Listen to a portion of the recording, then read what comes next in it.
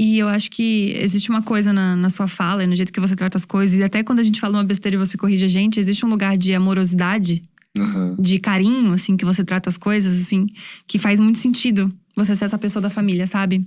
Porque é muito bonito o jeito que você trata essas coisas, assim. Tipo, de você ter realmente esse olhar de carinho, sabe? Porque você tem motivos pra ser uma pessoa, sei lá, revoltada, brigado com a mãe, não gostar, fazer qualquer coisa.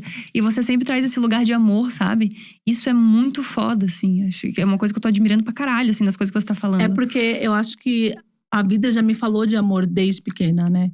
Eu sempre pensava assim, minha mãe me deu por falta de amor. Eu sempre pensava assim. E depois que eu virei mãe, eu entendi, caramba, ela me deu por amor. Quando eu conheci ela, eu entendi a narrativa dela, a história dela. Eu falei, caramba, minha mãe biológica sofreu pra caramba. Eu não vou expor ela aqui, mas ela teve uma vida desgraçada, assim.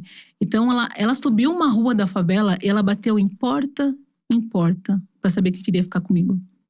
Porta em porta. Até quando ela chegou na minha mãe, Dalva, a minha mãe ficou. As pessoas, elas não entendem como que o meu pai era racista e homofóbico e me teve, né?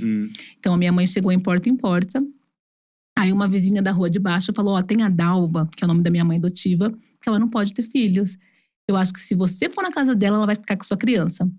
Aí a minha mãe foi lá na casa da Dalva, aí minha mãe olhou e falou, meu marido é caminhoneiro. Ele viaja muito, eu fico sozinha, e eu pedi pra Deus me enviar uma criança pra mim. E aí você, no outro dia, veio aqui. Nossa, que foda. Aí a minha mãe ficou comigo, passou uma semana, meu pai tava na estrada, meu pai voltou. E eu lá, bem feinha, porque eu era muito doente, tava magrinha, com problema de pele, assada. Aí minha mãe, olha aqui. Aí meu pai, que criança feia. Na hora. Aí ele, Dalva, por que você não adotou um menino branco, né? Aí minha mãe, mas foi Deus, foi a mulher. E nos anos 80 era assim, não era essa burocracia de adoção, né?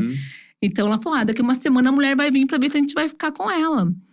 Aí quando minha mãe foi pra perguntar se o casal ia ficar comigo, meu pai, mas agora eu já gastei com fralda, com remédio, agora você não vai levar não. E a mulher já se apegou, meu pai tinha esse jeitão de falar, né? Agora a mulher já se apegou com a criança, agora eu já gastei, agora vamos adotar. Mas não quero mais você aqui no meu portão não. Aí foi assim. Então ele teve que lidar com tudo isso, né? Nossa. Ele teve que lidar com essa pessoinha que fui eu.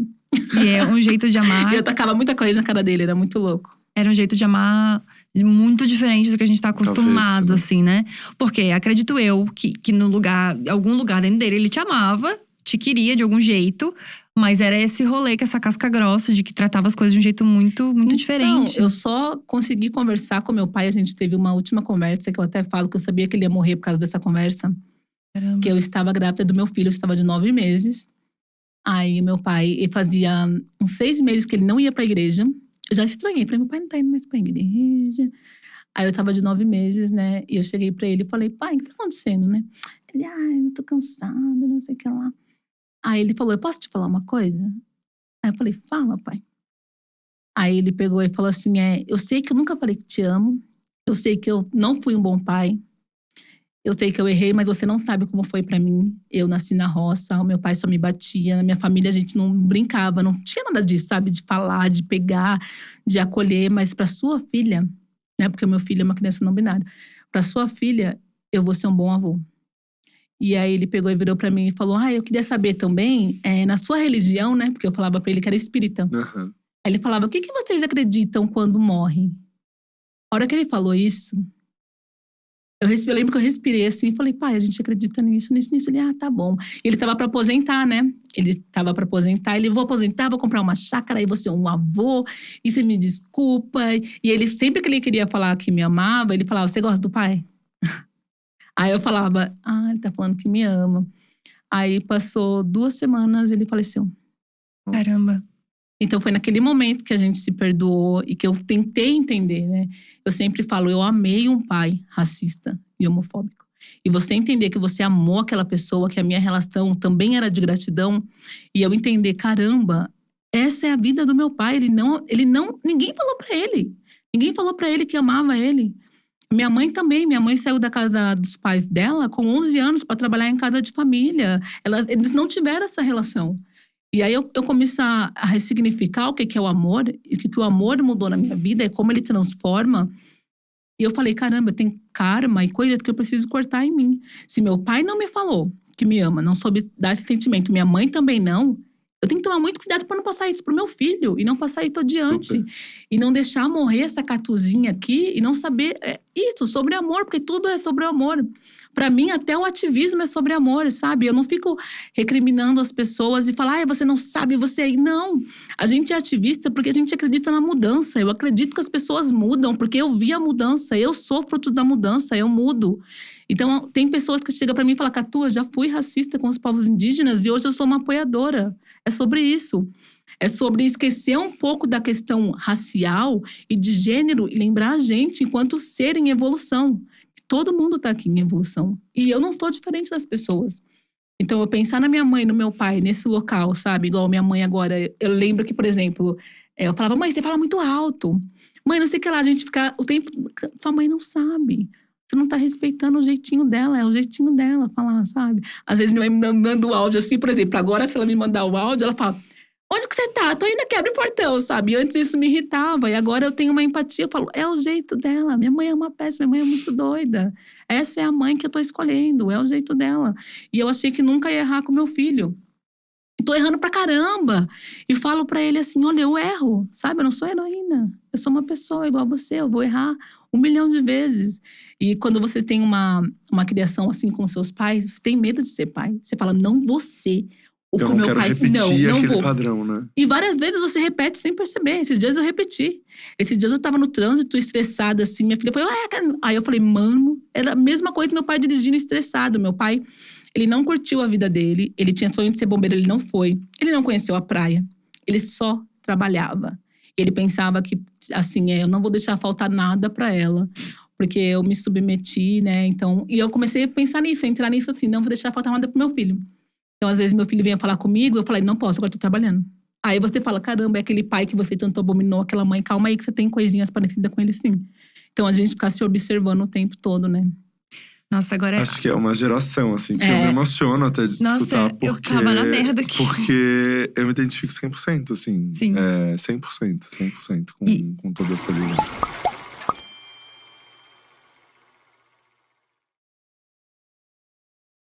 Boa tarde. Obrigado, Sônia. Obrigado, Célia e todas as lideranças indígenas pelo convite de estar aqui hoje. E para mim representa muito, porque eu lembro muito bem que em 2021... a gente estava lá no acampamento Terra Livre. Eu lembro muito bem que vocês gritavam para serem ouvidos e hoje vocês estão aqui no Congresso Nacional.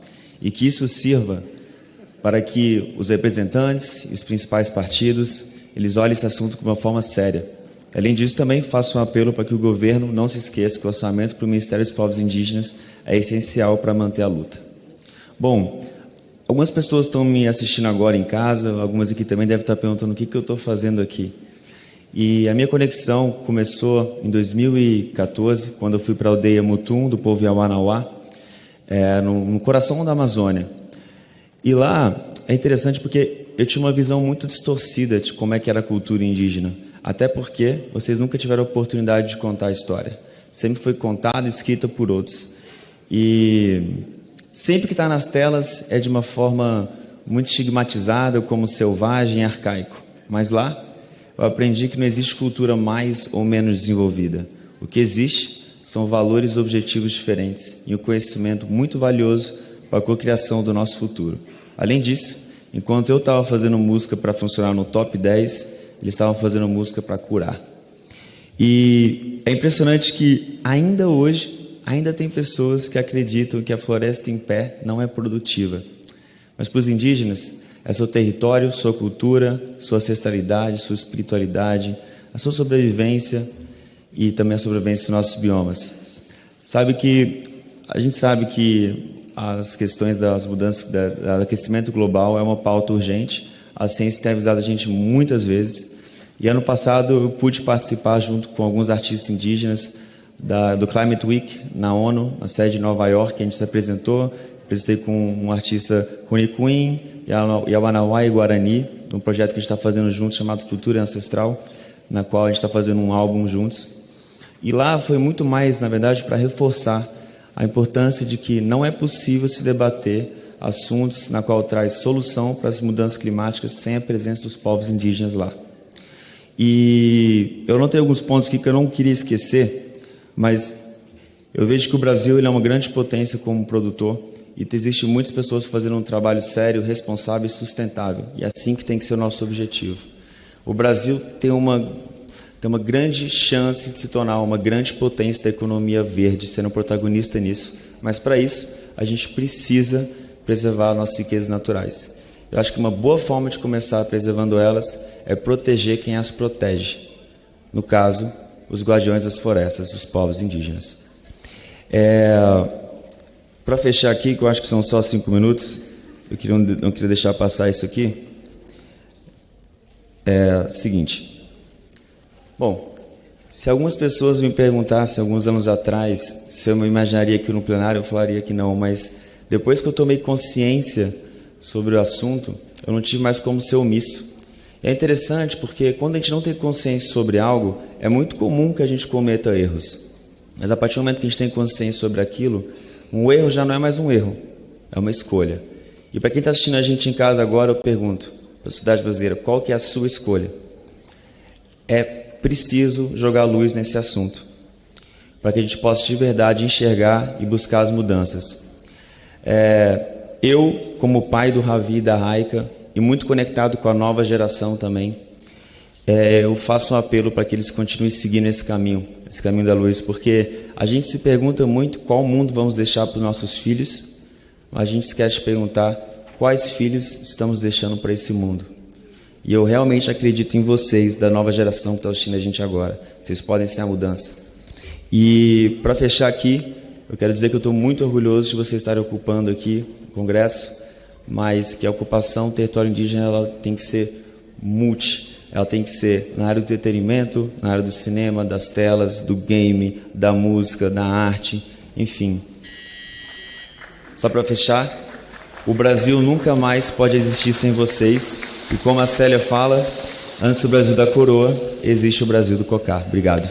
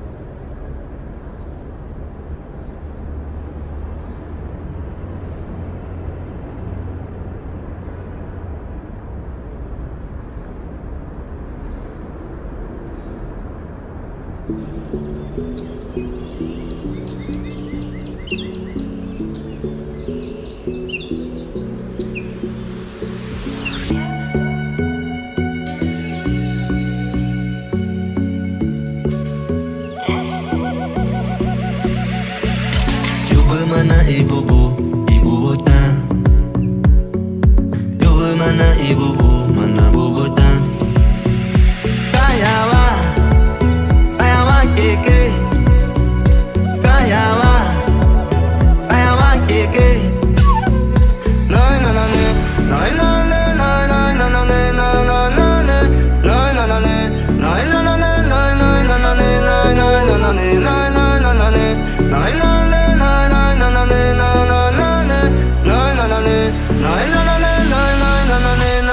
na ne, noi na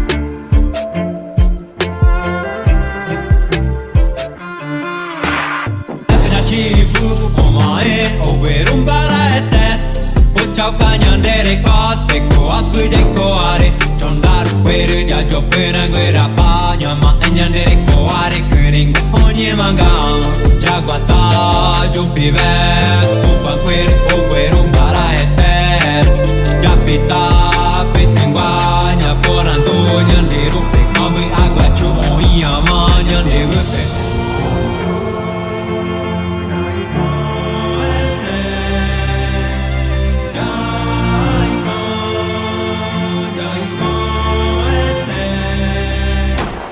Antes do Brasil da coroa, existe o Brasil do cocar.